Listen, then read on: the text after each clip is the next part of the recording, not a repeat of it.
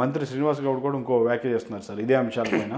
BJP కుట్రపూరితంగానే వ్యవహరిస్తుంది, మేమేమి చేతులు ముడుచుకొని కూర్చునే పరిస్థితే ఉండదు, దాడులకి ప్రతి దాడులు జరుగుతాయి అనేటువంటి ఒక హెచ్చరిక ఆయన నిన్న తీవ్రమైన వ్యాఖ్యలు చేశారు. అంటే దాడులకు ప్రతి దాడులు అంటే బయట నుంచి వస్తున్నటువంటి కామెంట్స్ చూస్తే మాత్రం ఖచ్చితంగా రాష్ట్ర ప్రభుత్వం పరిధిలో ఏవైతే ఉంటాయో వాటన్నిటిని బీజేపీ నాయకుల మీద ప్రయోగిస్తారేమో, అందుకని ఈ వ్యాఖ్య శ్రీనివాస్ గౌడ్ చేస్తున్నాడు అనేటువంటి మంచిదే, వెల్కమ్ ఇట్, స్వాగతించాలి. ఇది కూడా టీఆర్ఎస్ చెప్పేది కూడా మనం స్వాగతించాలి.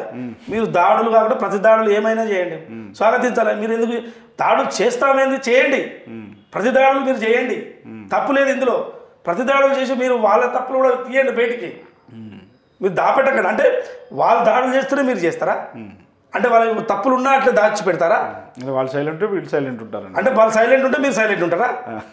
చేయండి, మీరు కూడా ప్రతి దాడులు చేయండి. శ్రీనివాస్ గౌడ్ గారు చెప్పినట్టు ప్రతి దాడులు చేయండి, చేసి వాళ్ళలో ఉన్న ఏవేవి ఉన్నాయో వాళ్ళలో ఉన్న లోపాలు ఉన్నాయని బయటకు తీయండి, తప్పులన్నీ బయటకు తీయండి. వారు ఇప్పుడు మీ చేతిలో మీరు ఏమంటారు, సేల్స్ ట్యాక్స్ కానీ స్టేట్ జిఎస్టీ కానీ మా పరిధిలో ఉన్నాయి, ఇవన్నీ మేము చేయగలుగుతాము అనేది మీరు యొక్క ఆలోచన. సో కానివ్వండి అవన్నీ, మరి ఎందుకు కానియరు? బీజేపీకి సంబంధించిన నేతలు, బీజేపీ నేతలు పునీతులని మనం చెప్తున్నామా? బీజేపీ నేతలు కూడా వ్యాపారాలు చేస్తున్నారు, వాళ్ళు కూడా ఈ ట్యాక్స్ ఎగ్గొట్టే కార్యక్రమాలు చేస్తారు. సో అట్లాంటి వాళ్ళు ఉంటే మీరు కూడా పట్టుకోండి, పట్టి లేకుండా మీరు ఇదే ఇన్కమ్ ట్యాక్స్ వాళ్ళకి ఐటీ వాళ్ళకే చూపించండి, ఆధారాలతో తెచ్చి ప్రెస్ మీట్ పెట్టండి. బీజేపీకి సంబంధించిన వాళ్ళు ఎవరైనా ఉంటే ఆధారాలతో సహా తెచ్చి బహిరంగ ప్రకటన చేయండి, బహిరంగంగా చూపించండి. అప్పుడు ఐటీ వాళ్ళు రారా? ఎందుకు రారు? అప్పుడు రారా? వాళ్ళ గేమ్ ప్లాన్ అంతా చేంజ్ అయిపోతుంది కదా. అంటే ఈ వ్యాఖ్యలు కూడా ఎట్లున్నాయంటే సార్, నువ్వు చేస్తే నేను చేస్తా అంటే మీరు ఇద్దరు దొంగలే కదా. అట్లా అన్నారంటే మీరు అన్నారు అని అంటున్నారు, అట్లా అన్నారంటే దొంగలే కదా.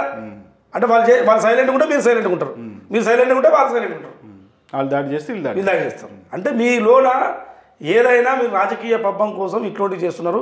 ఇదేదో దీని భావోద్వేగాన్ని, సెంటిమెంట్ను ఈ ఐటీ దాడుల ద్వారా వస్తాయని రాజకీయ నాయకులు ఎవరైనా, ప్రజాప్రతినిధులు, మంత్రులు కానీ ఎవరైనా అనుకుంటే ఇది మీరు భ్రమ.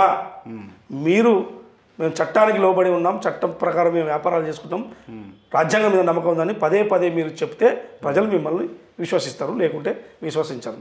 Thank you very much.